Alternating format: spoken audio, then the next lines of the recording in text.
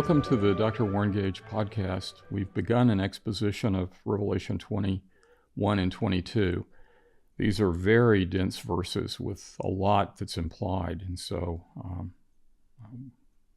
just want to forewarn everyone, they're wonderful, but they're very, very thick and filled with all kinds of allusions, which is John's typical style. So I want to pick up, last time we got through 2a, and I want to pick it up with that same verse. He said, I saw the city, the holy city Jerusalem, coming down out of heaven from God. And we talked about that. And then he says, having been prepared as a bride, having been adorned, made beautiful. The word is cosmao. We get the word, has been to be, it's a word of the cosmos, arranged beautifully. And so we get our word cosmetics from it, cosmetology. But it has to do actually with God making the world beautiful. And so they've translated here, and I don't think this is inappropriate, having been adorned for her husband. And so I'm not sure we'll make it much further than this half verse in our present study, but it's tremendously rich, so let's take a look at it. So I spoke last time about how the New Jerusalem comes down from God. It's a gift to man. It's not something that we make or earn or deserve. It's a gracious city that is awarded out of God, out of heaven from God to the world. And he says that she has been prepared. The city is feminine. The city in Greek is feminine. It is in Hebrew too, but the word city itself. And so we think of the city as a mother. Our word metropolis is a combination of mater and polis, of mother city. And a mater polis would have colonies, which are daughter cities. The Bible speaks of the daughters of Jerusalem, which would be what we would talk about as more like suburbs or surrounding cities. Conurbation is a word that's used. So anyway, this heavenly city comes down from God, but she has been prepared as a bride. She's been made beautiful. She's been adorned for her husband. And we'll see that she has the gates of pearl of this city are like a necklace of pearls that go around the perimeters of the city, and it's 12 gates. She is arrayed in precious jewels. And so you can see that everything that is associated, the pearls are largely associated with the bride. That too speaks of, is significant, as I think I've mentioned. We'll talk about that when we talk about the gates. But the gates are pearl because that represents the kindness of God in enabling a very sensitive, membrane-skinned oyster in the sea to protect itself against a sharp grain of sand or piece of shell that enters into the oyster. By secreting that necrete, he makes a pearl, which is beautiful, and it's the artifact that remains from a time of suffering. And so to go through the pearly gates of the New Jerusalem, which is part of the bride's adornment, that represents that suffering is past and all that's left is glorified, which is a beautiful concept. The pearl is opalescent in its coloring. It's just beautiful. And so God's memorial for the suffering of the oyster is the gift of the pearl, which is given to the bride, which speaks of her beauty. So the bride is coming down from heaven, and that I think is I think the way that that's derived from Scripture really goes back to David's beautiful Psalm 19. And I want to look at that because I think this is significant to the background of the bridal city coming down from heaven. David writes, "The heavens declare the glory of God, and the sky above proclaims his handiwork. The heavens are divided between the realm of the moon, which is the heavens. The moon describes the realm of the heavens. It's where the birds fly. It's the atmospheric heavens. It's under the image of the moon that has shadows of turning, as James will describe them. And so we see that quarrel between light and darkness that represents so much in terms of the morality of Scripture, vividly illustrated in the cycles of the moon. And the cycles represent change, and that's most vivid in the heavenly body that is closest to the earth. Going beyond the moon, we have the realm of the sun. And the sun has no shadow of turning.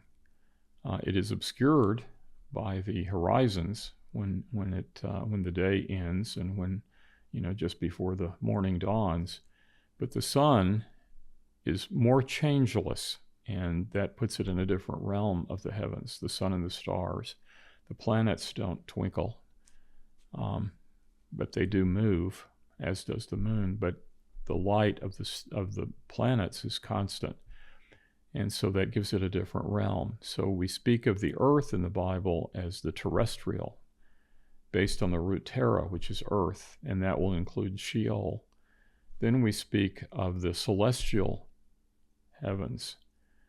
So the terrestrial heavens, the terrestrial heavens include the moon and everything sublunar.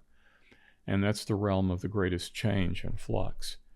Beyond the moon, which is the terrestrial heavens, we have the celestial heavens, which includes the sun and the stars. And then the telestial heavens would be Polaris. That would be the North Star that doesn't move at all. And that's where they thought that the heavenly Jerusalem would be. And so the gift of the telestial, the far regions of the universe, is the New Jerusalem, whose origin is in the telestial heavens, coming down through the celestial and then on to the terrestrial heavens. It's a gift from earth to heaven, or heaven to earth. And so David describes the bridegroom as being in the celestial heavens. And he does that by imagery in Psalm 19. And he does it beautifully, because we're talking about the bridal city coming down from the telestial heavens, but then the bridegroom, we find the image of him in the sun in the celestial heavens. And so David writes, "The heavens declare the glory of God, and the sky above proclaims his handiwork. Day into day pours out speech, and night into night reveals knowledge. There is no speech, nor are there words whose voice is not heard." That is something that was prior to Babel and the confusion of tongues. The emblem of Christ that God has set in the heavens, which is universal. The sun rises phenomenologically the way it appears. The sun appears to come up out of the earth as Christ came forth in resurrection from the earth. And then the sun ascends in the heavens to rule over the day as Christ ascended into heaven to rule over the world. And so David understands the sun to be an emblem of the bridegroom. And that's picked up in the New Testament when the transfiguration is described. Christ's face is transformed to shine like the sun in its strength of its shining. Or when he appears to John, it's like the sun burning and blazing in glory. And so he says this language of Christ is universal. It imputes a certain knowledge of God to everyone who may not have heard the words of the gospel, but that nonetheless in nature, God is proclaiming Christ's glory and his faithfulness. He rules. The key idea for faithfulness is rule. He is there. He can be depended upon. We always know that he will be faithful to arise in the morning, even though the sun sets in the evening. We know that at the appointed time, which is always regular, he will arise in the morning.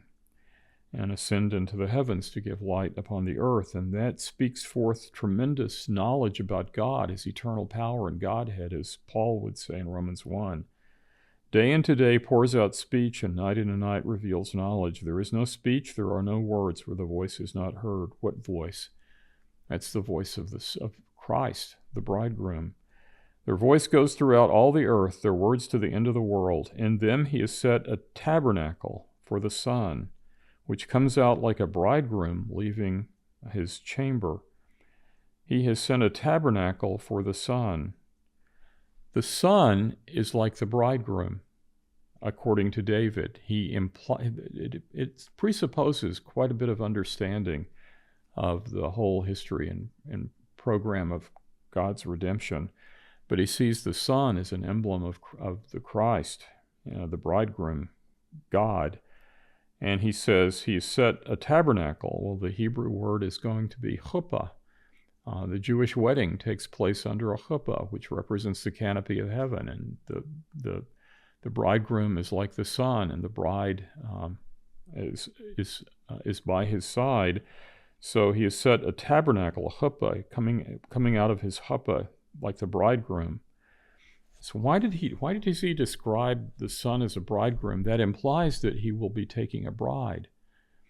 Christ was born under the law, and under the law, he was born in a true humanity. And born under the law, that meant it's not good for him to be alone. Even Christ, in all his perfections,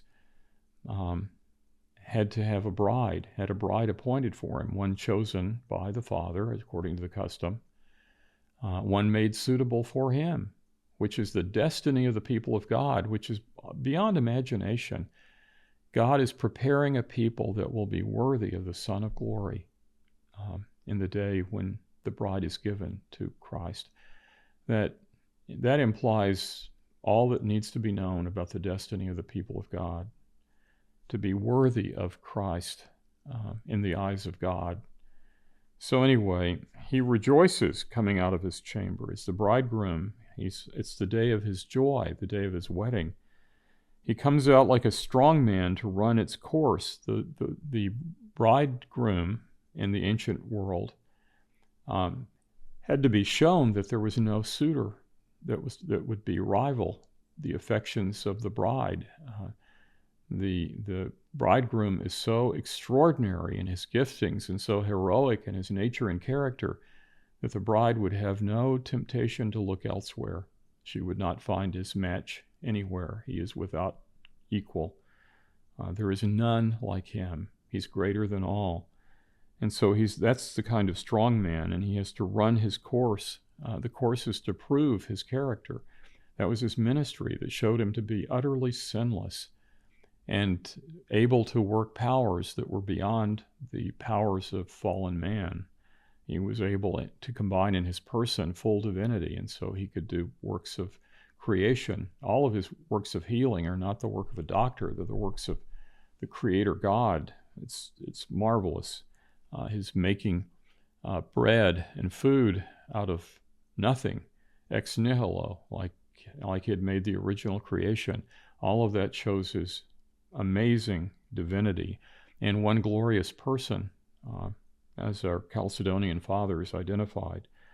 Its rising is from the end of the heavens and the circuit to the end of them. That is, he rules over all the earth, and there is nothing hidden from its heat. The heat of the sun, the mystery of the heat of the sun, which combines two aspects that even our science can't decide. Is light that comes from the sun, is it a particle or is it a wave? And in fact, it answers to the mathematics of both. And yet we don't understand how they could be combined. It's much like the mystery of Christ and his divinity and humanity, all in one glorious person. And we can understand and state these propositions, but we truly can't understand them. They're beyond our capacities that God has given us at this point in time. There is nothing hidden from its heat, the heat of the sun, the mystery of the sun, that hardens the clay, like the bricks of Babel that we talked about. It hardens the clay, but the same sun, the warmth of the sun that hardens the clay will soften the wax. It has these different properties that have remarkable effects.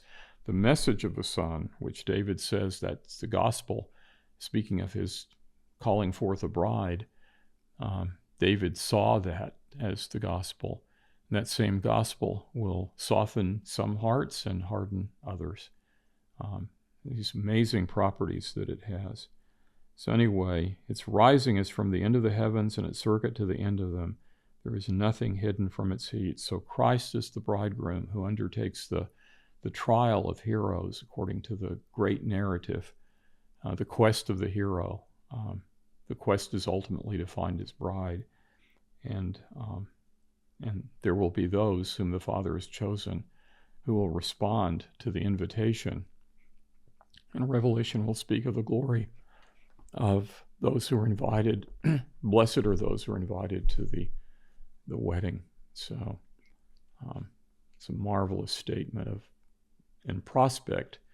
What does it mean to be the eternal companion, the worthy companion of the Son of Glory? What glory does that imply that will be given? What trajectory does that imply for the bride through all of eternity? And we'll have to explore that. That's profoundly rich material. Thank you for listening. Please be sure to like and subscribe to my channel if this has been useful to you or intriguing. To learn more, you can visit my webpage, drwarrengage.com, or find me on my Patreon account, patreon.com/Dr. Warren Gage. I hope you'll join me next time on the Dr. Warren Gage podcast. Thank you.